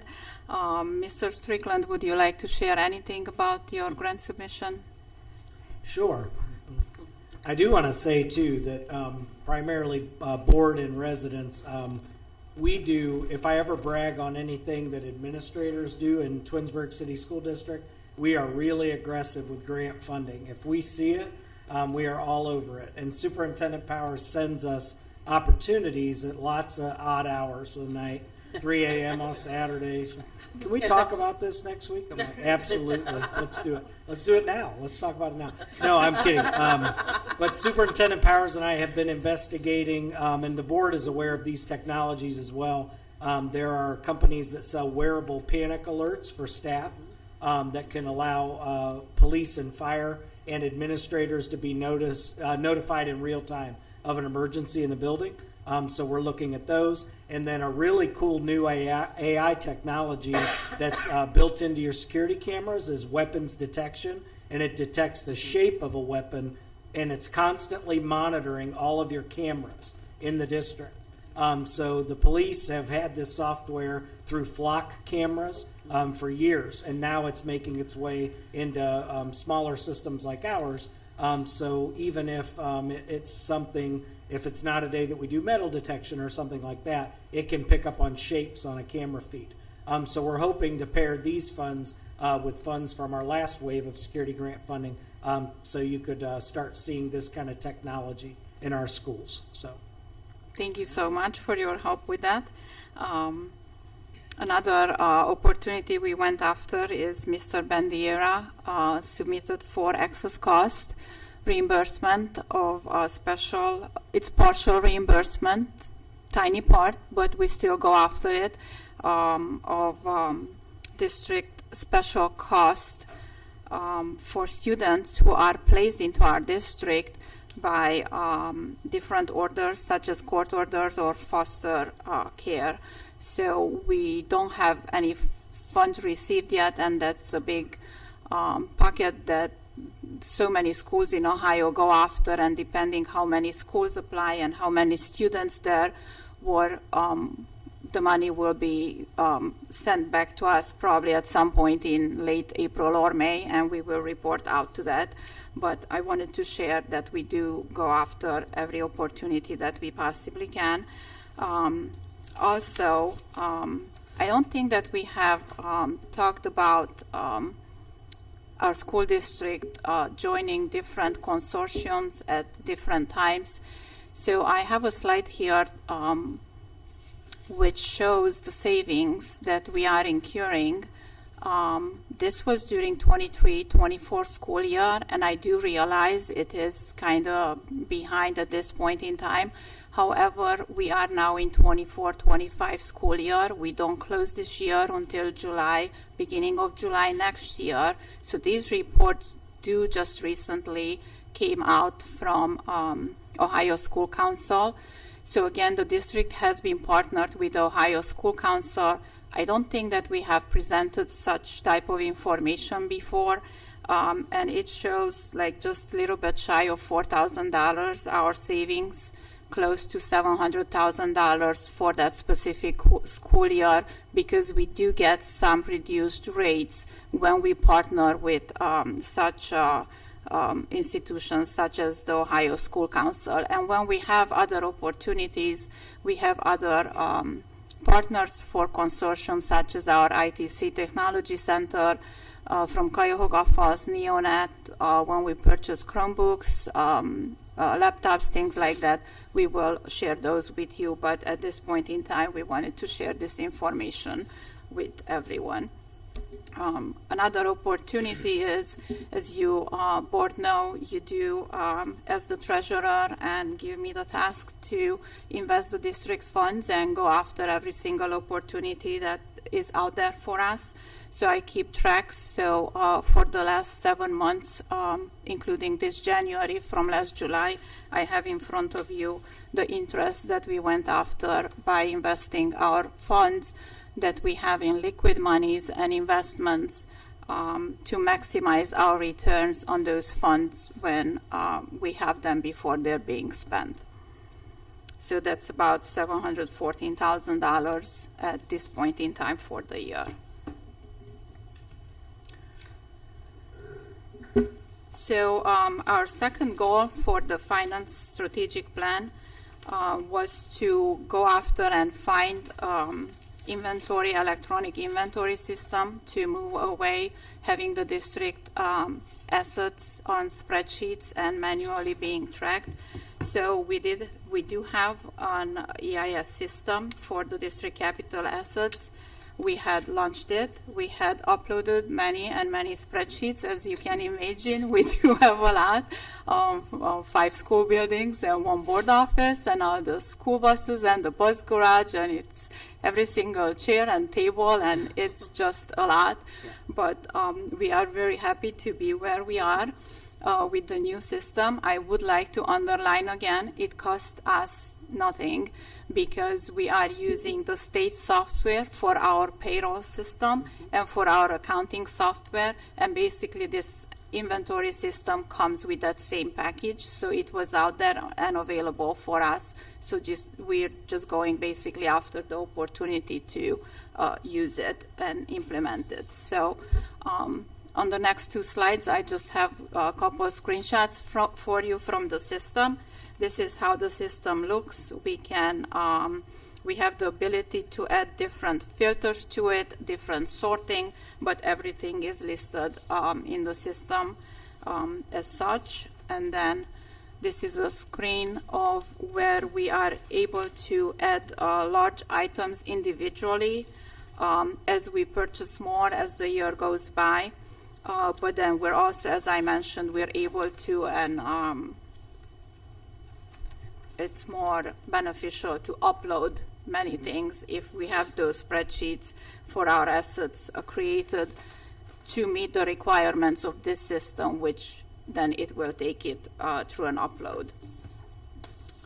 And the last financial goal for the second quarter It is to keep everybody informed regarding the Tiger Legacy project and financing when time comes for it. So I wanted to share here the amounts of the Tiger Legacy project. Mr. Strickland has talked in detail about what the plan is with it, and we have here some numbers for everyone to share. It came down $10 million compared to the previous $107 million, and that's mostly because of the athletic fields are not in need at this point in time to be moved. So $97 million, 3.84 mils for a 36-year term with an estimated interest rate of 5%. The estimated annual cost to the property owner is $135 per $100,000 appraised property value by Summit County. And that's all I have at this point in time. Thank you so much for your attention. Any Julia, questions? I don't have a question, Julia, but just a quick comment. With the estimated annual cost, $135, worth stressing, and you have it on here that that's per year, because I know sometimes people confuse that and think it's per month, but that's actually the annual cost. So on this slide, we do have a per year amount because that's what the county provides. However, in our community presentations, we are sharing now and starting tomorrow the per month cost, so it's a little bit easier for our community members to understand and compare it to their budget, to their monthly budget, because basically everything is paid basically monthly, mostly. Right. So we did that, but here we do have a per year amount. Thank you. Thank you. Yes. Thank you. Great. Thank you so much. Okay, and so thank you for your attention about the strategic plan. Just another thing, Board of Education, as you know, at the last meeting, you authorized a contract with Dr. Lisa Regal to assist us in the rewrite of the strategic plan. She met today virtually with members of the central office team, and she will soon be connecting with you. She would like to speak with you each individually about your aspirations for the district moving forward. So expect that she will be sending an email to you soon to schedule those conversations with her. Thank you. So that's moving along as well. All right, our next presentation this evening is by our Director of People Services, Mr. Ryan Bandiera, and Mrs. Davis heard a little bit about this during the policy subcommittee meeting last week. We received some new direction from the department with respect to our special ed policies and procedures, and this evening Mr. Bandiera is here to explain that to you. Good evening. Thank you, Ms. Powers. Thank you, Board. As Mrs. Powers quickly shared on our special education model policies and procedures, there's some new guidance from the Department of Education and Workforce regarding what our district requirement is for this. So I'm going to really quick highlight this. There's lots and lots of documents that go along with this, but I will enter house to my office, but I'll explain more of that as we go tonight. As you can see here, there was a recent update to the from the Ohio Department of Education and Workforce regarding the model policies and procedures, which really included changes to the operating standards for special education. These changes were made in 2024, and as part of that, our new requirement is to, by this March, seek board approval of that we're going to follow these model policies and procedures and kind of adopt the standards that are written in the Ohio operating standards for special education. In addition to this renewal or approval that we're going to be seeking here shortly, there's also going to be kind of an annual approval that this is the policies and model practices we're going to be following kind of year out. So this will be not the first time I probably talk with you. There's going to be kind of an annual re-ask for this to be approved every year. Some information about this. So later on this evening, and as Mrs. Davis heard last week, Board Policy 2460 is our special education policy, and that, oops, sorry, Jen, I lost it. But through that recent policy, there was and the policy subcommittee met, and there's some small revisions to this policy, thank you, that talk about the special education. Some of the very small requirements are that we will serve all students with disabilities from ages 3 to 21 years old, including students who may have been suspended, expelled, or maybe retained in, per a grade. So those are the little changes there. And then the other part of the policy that was changed is the district has the option of selecting to either adopt the model policies as adopted by the state of Ohio, Department of Education and Workforce, or to create our own policy. I could tell you I don't know of anyone that's creating their own right now. I don't recommend it, and I think our legal counsel would not recommend that, but there is the option to go out and create your own policy. I'll get into that a little bit more in detail a little bit here. So with that, the operating standards for education with children with disabilities was updated and has, there's a few different changes. Typically this happens roughly every 5 years. Changes may occur more frequently when there's big changes to kind of our guiding law, which is the Individuals with Disabilities Education Act, or IDEA. In the review process, the department seeks out lots of different feedback. They have work sessions, they have focus groups, they have time to meet with different stakeholders, including parents, administrators, teachers, trying to listen to everyone, lots of legal counsels involved as well, making sure that these changes are in line with any of the new federal regulations that seem to change quite frequently. As we move forward, there's a quick summary here. There's lots of different changes, but there really was not a lot of substantive changes. I'm going to highlight some of these. In your packet you have today, you'll see some of these changes as well, kind of summarized, but I'm going to highlight just a couple of the big changes that were from the operating standards.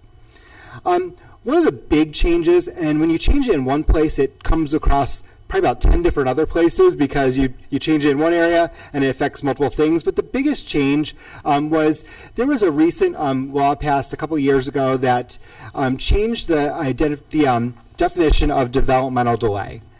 Developmental delay was previously almost just a preschool identification category. It was a category that was from ages 3 to 5 years old. And they changed that to allow it to be for students 3 to 9 years old. So saying that maybe a student has a delay in their communication or adaptive skills or physical skills, that has now carried on to up to 9 years old. And we've been doing that for the past year and a half now. And we're still kind of figuring out how that kind of looks and what the definition is of that developmental delay. But that was a big change. When you change it here, obviously you're changing it in the transportation section and the related services section. So it's changed probably about 30 different times throughout the document, as you would see. There's some quick revisions to the role of a surrogate parent. As Mrs. Resnai was talking about earlier, we do have a lot of students in the district, or some students in the district, who are under foster care, maybe a court placement. And it's very important for us to use those surrogate parents to help out making some of those educational decisions for some of those families. There's some timelines defined. There was always a timeline in terms of it was always spelled out as a reasonable amount of time when a student moves into your district to transfer a document to your district. Now they've pretty much labeled it out for us and told us that it's about 30 days is that reasonable amount of time to make sure that we're considering, accepting an evaluation from another district or completing our own evaluation on a student. There were some title changes, so vocational special educator, or what they used to call VOCES, they've taken away that language and they've changed it with kind of a more vague definition, but someone that possesses the proper credentials or skills and knowledge to provide vocational training. So they don't want us to use the word vocational special educators anymore. They've amended some language regarding preschool ratios and integrated classroom ratios. And then there was a full summary of this. Ms. Marcia Spence, our special education supervisor, coordinator, she helped provide this at our curriculum and technology meeting back in January, but also in your packet at the very end, you'll see kind of a full summary of the most recent changes for the operating standards. In addition to that, I did it again. I don't know why I keep doing. It's getting tired. So as I mentioned, the district is electing to adopt the model policies. We're not trying to write our own. We're trying to, adopt the policies that were approved by the state and recommended for us. But in doing so also, this allows us to continue using all the forms that our families are very familiar with, our staff's very familiar with. This includes the IEP form, the Individualized Education Program form, evaluation team report, prior end notices, and parent invitations, just to name a few. I would be happy if we choose to adopt this policy and not have to create those forms from scratch. So, but we would appreciate that as you consider that this evening.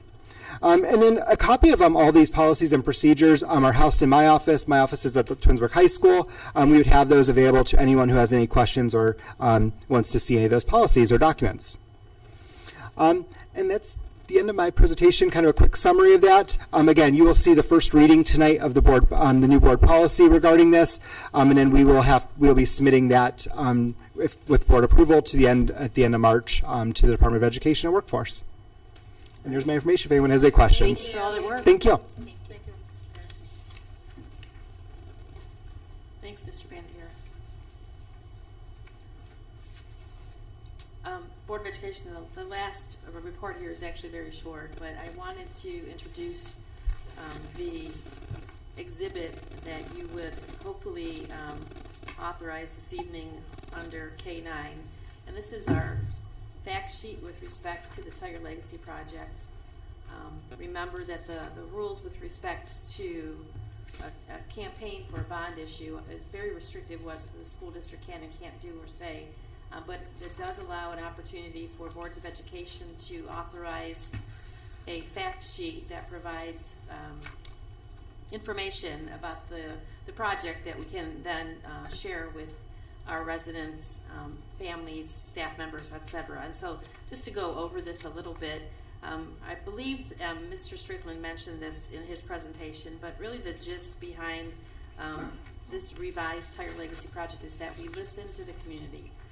In the last bond levy campaign, while we weren't campaigning for or against the bond, Mr. Strickland and I and Mr. Sedlak, Mrs. Rosnaya, were out practically every night of the week sharing information, factual information about the project. And during those conversations with our residents, staff members, etc., we gleaned a lot of information about what folks thought about the project. Losing that bond levy by 431 votes wasn't a great amount of negativity about the project, given the presidential election, but we did hear what folks had to say, and so in this rewrite of the Legacy Project, we want to make sure that our community understands that we heard them. And so Matt mentioned earlier, and I'm not going to repeat what he read or what he presented, but in the darker blue box at the top are 4 important bullet points that we keep talking about, things that we heard in our time talking about the initial Tiger Legacy Project, and that in this particular revised version, we have addressed these things. And so Matt introduced the community conversations that will be starting this Thursday evening at the high school. I hope we have a lot of folks come out because we can give greater diligence to all of the changes that are now in this project and the reasons for the changes and how we arrived at these changes as well. What does the levy include? The important part of this bond issue is the construction of a new preschool through 6 elementary school. Matt indicated it looks similar to the rendering of the initial Tiger Legacy Project, but I want to remind our families listening and catching this on the live stream that the design of the school does not happen until a school community passes their bond issue. And so this is a rendering, and should the bond issue pass in May, quickly thereafter, and probably much quicker than it would have been in the initial version of Tiger Legacy, because we're not moving anything to construct this building. This is untouched land that this will be built on. It'll have to, of course, be cleared. But the design process will begin even quicker than it would have under the initial plan. And so we really do want as much input in the design of this building as we possibly can gather. And we continue to listen, we continue to hear what the residents are saying, And so the construction of the pre-K 6 school and the design of that school is going to be built on what folks want it to look like. And so please, community, understand that. It's all about modernizing the learning environment for our students and making sure that they are learning in an environment and our staff is teaching in an environment that is supportive, that is very secure. We visited a couple of elementary schools in the fall and summer of last calendar year, and we have lots of ideas about security enhancements, but sometimes you can't retrofit the buildings that we have. So this will give us an opportunity to build new and to include security enhancements that are important to keep our students and our staff safe. And more than anything else, the big change to this project is this amazing partnership with the City of Twinsburg and the land swap agreement that will provide this property for the new school, and in turn, the City of Twinsburg will then take ownership of the Dodge campus in its entirety. And so this is an amazing partnership. This collaboration is just monumental, and we, both the city officials as well as the Board of Education, district administrative team is very excited about forging this moving forward. And we believe that this will mean great things for not just the school district, not just the city, but for everybody. And we look forward to sharing those details moving forward. We said this is focusing on the new elementary school, and it is. It is the focus of the project, is to build the new school. But of course, we're cognizant of the fact that our athletic facilities are in need of repair. Heard loud and clear that we weren't going to build a new Tiger Stadium. We weren't going to build athletic facilities across the street at the Dodge property. But we must pay attention to the fact that we have highly competitive sports here in our community. Our facilities need to meet the standards of our students. Our students perform exceedingly well in athletics, and we want to make sure that the facilities will provide the environment that they can use to do that kind of great effort. And so we will be moving the facilities around, as Matt indicated in his presentation this evening. Details are also on this fact sheet. The challenges are our buildings are not getting any younger. They continue to age. Just like our homes, you have to take care of things. We have taken care of things, but the buildings and our facilities continue to age. The OFCC report was clear. 66, 4 of our 5 buildings are in the need of renovation. And so we really need to pay attention to that. Things are not getting any cheaper. Rising costs, imagine what we paid for utilities a few years ago versus what we're paying for them today. And so we have to be aware that the costs continue to rise. And of course, again, the athletic facilities. Tiger Stadium is a fantastic place, but it is starting to fail us because the track, again, needs to be repaired here in the spring before track season begins. And our turf at the stadium is coming to the point that it's going to end its lifespan. And when that happens, we worry about students getting concussions. We worry about students tripping on the turf. There are a lot of things that can happen when you don't have the right kind of turf on that field. And so with this project, that turf will be fully replaced. Track would be fully replaced. Bleachers, locker rooms, weight room, you name it, it'll be part of the project at a price tag of about $4.5 million. So those are important things that are part of this project that we want to make clear to the community. It is not a new stadium, but it is a fully renovated stadium in the space that it currently resides. Mrs. Resnaya mentioned the financial details, but just for the sake of those listening, this is a maximum term of 36 years at an estimated interest rate of 5%. It is 3.84 mils, and it will cost the homeowner of a $100,000 home with appraised property value approximately $135 a year. This QR code board goes right to the Tiger Legacy Project page on the website. We have updated the FAQs there, so anyone who was looking for updated information, and as we move forward, we'll continue to update that information. But with your approval this evening, this fact sheet will be distributed to our families through my weekly update, and then it'll be set for distribution at that point as well. Any questions? No, just comment. You were talking about the turf, and yeah, that definitely is going to, it's due, and its lifespan is pretty much over soon. And some of the things you mentioned, whether we were to move forward with a levy or not, these are things that are still due to be, they're just going to have to get done one way or another. So the turf, the track, and then you mentioned something about utilities costs going up. it's just exciting to think about with the new building how we could be saving and upgrades and new technology and things with our utilities. But what, regardless, our schools and the properties are in need of definitely much needed renovations. Thank you for your time. Thank you.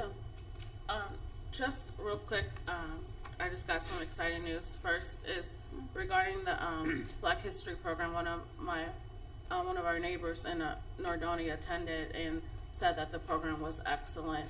So nice to hear regarding that. And then just got word that the Lady Tigers won, so they're moving on 56 to 22. Oh. So awesome job. Nice. Okay. All right. Now, next order of business. Do we have any? No? Okay. All right. So we'll go ahead and move on. All right. So action item J, number 1, resolve that the Twinsburg Board of Education accept the certified and licensed personnel and/or contract recommendations detailed in the attached exhibit as per the dates, terms, and other applicable conditions specified pending satisfactory ORC background checks.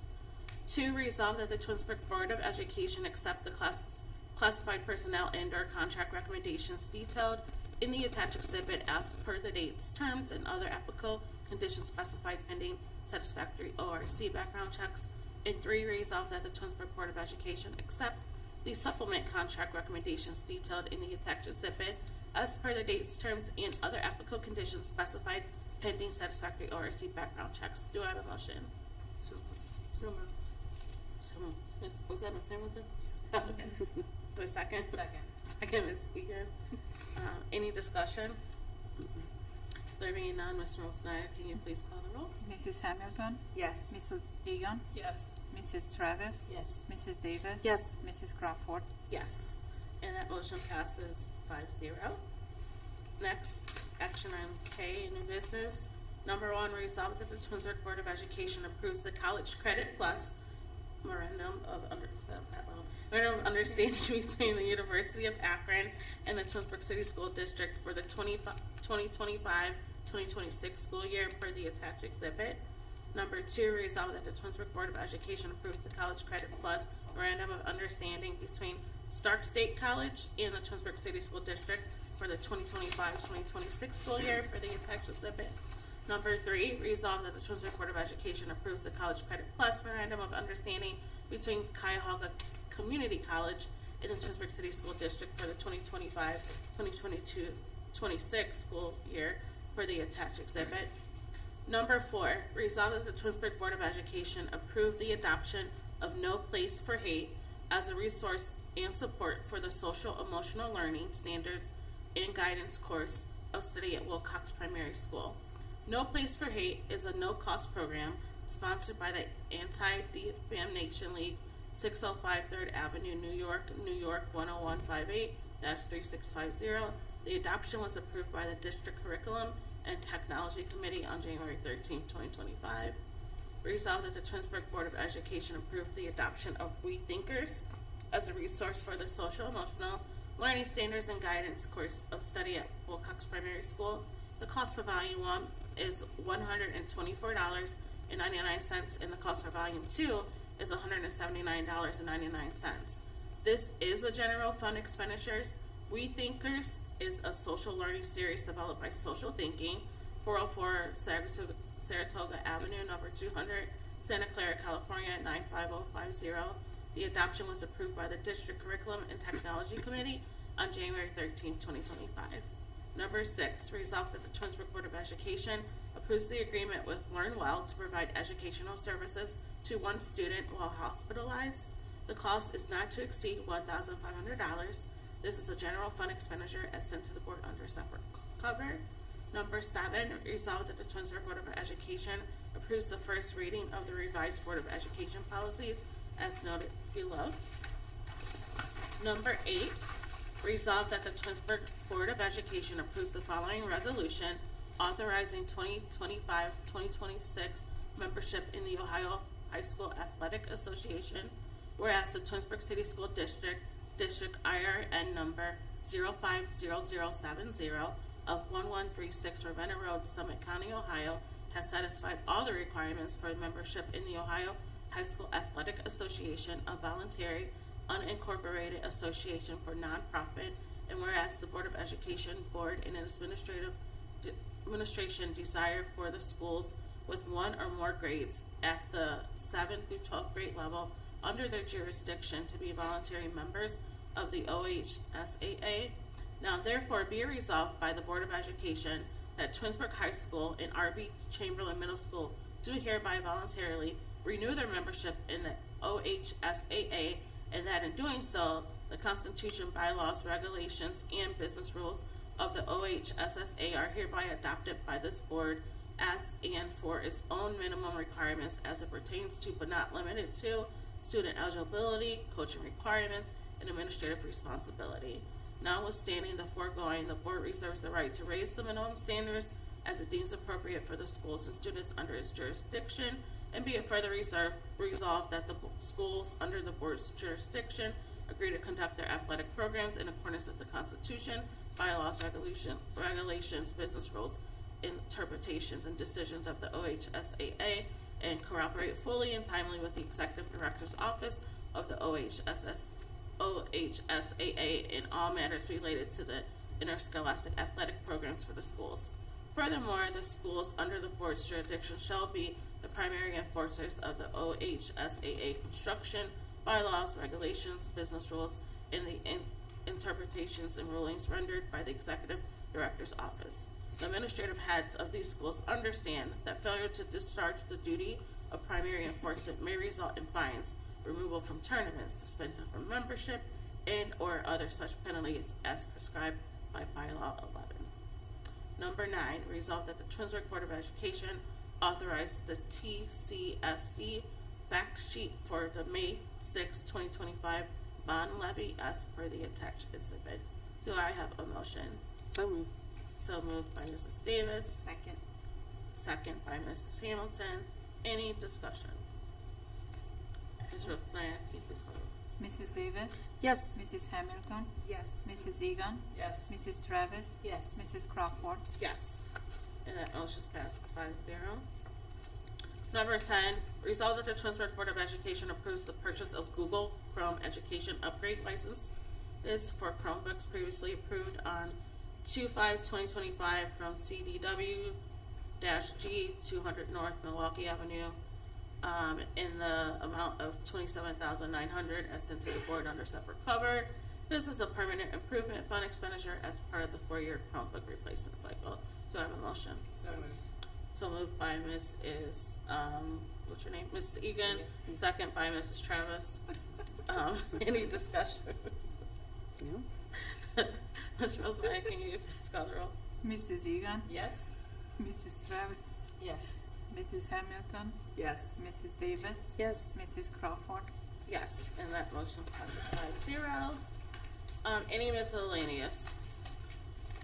All right, and there being none, executive session. That the Board of Education enters into executive session at 8:31 p.m. to discuss the employment, discipline, and compensation of public employees as per the Board of Education policy number 0166A. Do I have a motion? So moved. So moved by Mrs. Travis, second by Mrs. Hamilton. Any discussion?